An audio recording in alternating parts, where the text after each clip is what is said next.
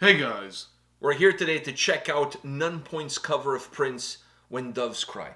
Alright, so I don't even remember I think we've done maybe once this band on the channel, Nonpoint. There's so many reasons why we're sitting here right now, and I'm gonna say a few. One, Nonpoint was one of your gateway bands into heavier shit. Because when you start listening to heavy music, not death metal, but when you start listening to things beyond grunge, because I think grunge is where you kind of started. But then when you discover like System of a Down, you discover Avenged Sevenfold, and Nonpoint is a little bit one of those bands that got you going into a little bit heavier stuff. But I always liked them because they were a little bit different. Exactly. But I feel like one of the reasons why you're here today with me watching videos, Nonpoint plays a huge role in that. Yeah. I mean, they're still high on my playlist. I still listen to their shit. Yeah. I mean, it's not like they've been out of circulation for a long time. But what I'm saying to you, as impactful as they were at the beginning of the channel to get you going with heavier stuff, to me they've always been a band that I gravitated towards because they're unique in their sound. Yeah. I just really like Nonpoint. So that's reason number one. And then perhaps the most important of them all, reason number two, I'm a huge Prince fan. And When Doves Cry is one of my favorite all-time Prince songs. That one and Sexy Motherfucker. But this one, way more. I just love this track. So I can now wait to see what the guys in Nonpoint did with this Prince cover. Are you ready? I'm ready. Okay, let's do this.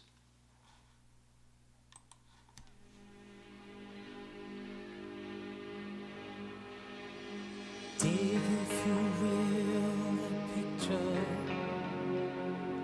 of you and I engaged in a kiss. The sweat of your body covers me. Can you, my darling, can you picture this? Dream if you can, a courtyard, an ocean of violets in bloom. Animals strike curious poses. They feel the heat between me and you. How can you just leave me standing alone in a world that's so cold?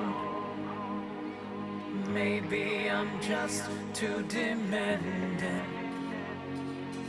Maybe I'm just like my father, too bold. Maybe you're just like my mother. She's never satisfied. Why do we scream at each other? This is what it sounds like when doves cry.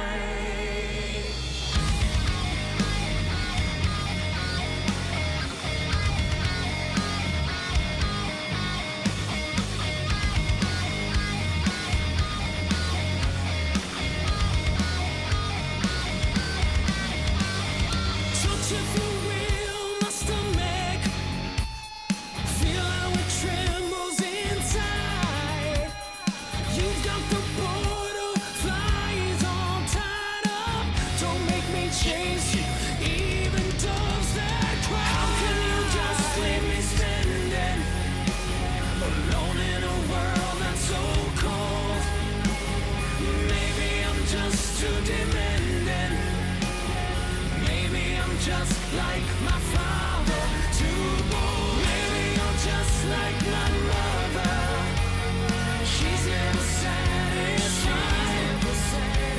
Why do we scream at each other? This is what it sounds like when doves cry.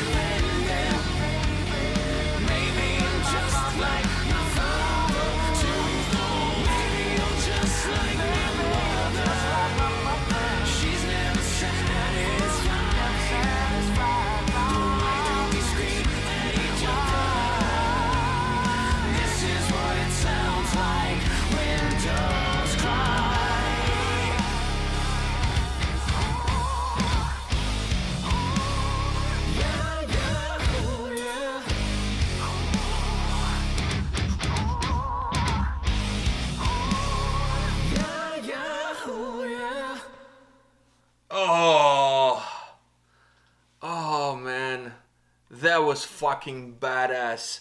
That was fucking badass. Ah, man. I think you should go first on this one because I knew the original. Oh fuck, that was But badass. I wasn't as in love with the original as you are. I like the song. Don't get me wrong. Okay, so where do I start here? First of all, covers is nothing new for Nonpoint. They've done covers before in previous records. Yeah. They've done covers. One of my favorite songs from them is a Phil Collins cover. Like, I mean, they have incredible tracks. Like I said, it was one of your gateways into heavier bands. I still listen to them to today. So it's not like one of those bands that... Because we have bands like that when we started the channel and I was introducing you to these bands were kind of your gateway into heavier stuff. And then as you moved into heavier stuff, even myself, I kind of stopped listening to those bands. I still listen to these guys because they have a very unique sound. I love their sound.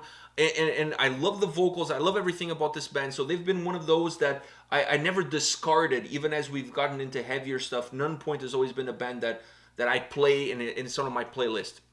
So having said that, I was really excited about this cover because I know they can do covers justice while still bringing their own flavor into the mix and kind of making their own song. Because when you go back, if you guys go back to their discography and you check out some of the covers that they've done, they do it so well that if you've never heard the original, you would think like that's just one of their songs. And this one follows that same pattern. If you've never heard the Prince originals, I mean, there's probably not many people on this, younger people like your generation probably don't know. I don't know how you started playing it before to show me. Oh, this is the song. Because I wanted you to know the song before. Yeah, because it makes no sense for me not to know the song. How the fuck we do a cover if you never heard the original? But then you started it, and that what's it called? The synthesizer started, and I'm like, oh no, I know this song. Like right away, I knew this song. It's one of those songs that I think everybody has heard at least once. Because it's either in a movie or... Well, it wasn't in the Batman movie. Yeah, or it's just playing like on... like I think it was part of the in Batman the mall sound. or something like that. It's if I'm not mistaken, I mean, I could be stepping a little bit like open ass insert foot here, not mouth, like I'm going full on ass. But if I'm not mistaken, this song was part of the soundtrack, I think it was of the first Batman movie, the first one. Not the new generation Batman bullshit with Ben Affleck and all of that crap. Like I'm talking about like the original shit. If I remember correctly, this song was part of that soundtrack. But anyways, regardless, this track is phenomenal. It's one of my favorite Prince songs of all time. Of all time, like I Prince to me was just I've never got to see the guy live, but I that's one of the things. If I could go back in time, go see one of his live shows. Just a magnificent musician. Regardless if you're into like the softer side or whatever, Prince was just like, to me, was just incredible musician all around. Like the way he wrote his lyrics, the music, the compositions, like he played guitar, like phenomenal. Anyways, one of my favorite Prince songs of all time. There's no doubt about it. And a lot of it has to do with the lyrics.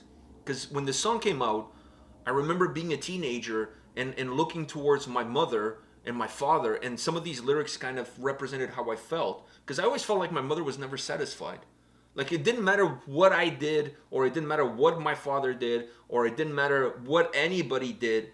She always looks at things as the glass is half empty. She never looks at life as the glass is half full. So I've always, when I've heard this song, I immediately think of my mother and my father and the dynamic that I had growing up in the house with the two of them. And seeing my father having one sort of personality and seeing my mother being like the anchor that pulled everybody down. And I'm not trying to be negative here, but my mother has a very negative personality from that perspective. Sorry. She always sees everything like from the worst possible angle. Yeah. Everything, everything is always from the worst possible angle. So this song, or the original, always connected with me from that perspective, from beyond the music, from a lyrical perspective. So I was excited to see what these guys were going to do. I knew they were not gonna like copycat the original one. They were gonna give it their own stunk. Yeah, you were not gonna into hear it. That synthesizer. Yeah, but I thought they were gonna start off with the guitar, like the original one starts off with the guitar. So I thought some elements would stay the same. At one point in time, when the song starts and it's really this strip out, I thought it was gonna be. I thought it was gonna be the whole song like that. Did you? Yeah. I thought it was gonna be the whole. And I wouldn't have mind. I wouldn't have mind either. I thought it would have. At that point, I was already balls deep, so I'm like, you know what, whatever, guys, you can do whatever you want. Like, I'm all in it. So I thought it was gonna go a little bit like that, and I was like, fuck, this is very different from the original. They're going almost like like an acoustic ballad here with this. Like they're going, making this sound a lot darker. Like this version of the song sounds even darker. Like when you look at the lyrics and the way they put it together, that extended intro that almost, it's not acoustic, but that just really stripped down vocal guitar intro really stretches out that portion of the song. It gives you this real somber feel, somber vibe that it doesn't matter how heavy it gets after, you can never take that away. That somberness stayed through the song. What allowed the song to then to become heavier and bouncy, heavy and bouncy. I fucking loved it. But it never really lost that somber nature that early start gives it to it. Outside of the sound on this track, obviously they created their own. They gave it their own image to the song. They brought their Nonpoint DNA into what the track sounds like. But and you can argue. I think you can make the argument one way or another. I don't like musically. This song is too far detached from the original, but or whatever. Think that's what makes it unique. But I think that's what makes it unique. And that's what makes it cool. Like I agree. I think that's what makes it a really good cover. Is the fact that it is so far away. The sound of the song is very, very far away from the original. The only thing that is similar is the lyrics. Well, the lyrics are the same. And they're not similar. They are the same. They're the same, yeah. And the switches between sometimes, obviously, it's gonna follow the same rhythm. Yeah, there's a certain pattern. Yeah. So that's all it's gonna follow, though. It's a completely different song from everything else, which I think that's what makes it a really, really good cover, because it distances the songs, but at the same time, there's enough there that brings them together. Exactly. I have to say that you can make the argument, because people will say, the original sounded far better. This one doesn't sound as... That is up to each individual. A completely different song. Yeah, that's up to the individual to make that argument. I'm not going to make that argument here. What I'm going to say is that the original was almost like a pop rock dance track with a very somber underlining topic and lyrics. But when you listen to the original, you don't feel down. No, because... You don't feel depressed, because the music is kind of uplifting. Yeah. It's talking about a dark subject, but the music itself is uplifting. On this track, I felt like everything was somber. The sound brings you down. It makes you feel more introspective. But the way they constructed the track, and the way they emphasize the power of the lyrics, it also makes the song feel somber and dark. It almost makes you feel angry. Yeah. Which I never got those emotions out of the original. Well, out of the original, that underlining sadness from the lyrics, this one, they take that into the forefront. Exactly. This song is that underlining feeling you get from the lyrics. But it brought this sense of being... I enjoy the track, but it makes you feel mad. Yeah, but it also brought the lyrics more to life than the original, because the original, the lyrics... It's kind of hard to get mad when the song is fucking Exactly. So this one kind of the lyrics don't really come at you that much compared to... You're giving me a message, but through a different avenue. Yeah, that's not really making me think of the message. You're just making me think of everything else around it. Yeah, and you perhaps will look at the lyrics from a different angle because of everything else. This one, everything is kind of spotlights on the darkness of the lyrics. So musically, the song also spotlights that same darkness. Now, the vocals. Dude, his voice is fucking phenomenal. Phenomenal. I love his tone. I love his delivery. That stretch at the beginning when it's just pretty much him carrying the song all the way he has you engage with the track is phenomenal. Yeah. And then once the song gets heavier and he brings extra emotion into it and he brings extra drive, it feels like he wrote this song. He feels like he feels this song. Maybe the same connection that I have with the track with the original, when I listen to it, I think of my mom and dad and the dynamics between them. Maybe there's a little bit of that in there because it felt personal. Even though it's not his song, it felt personal in the delivery and his vocal tone, like the way the emotion fucks up with your vocals, so you cannot hide the emotion when you're singing. It's just there. It's natural. It just comes, and you could feel it. You could hear it.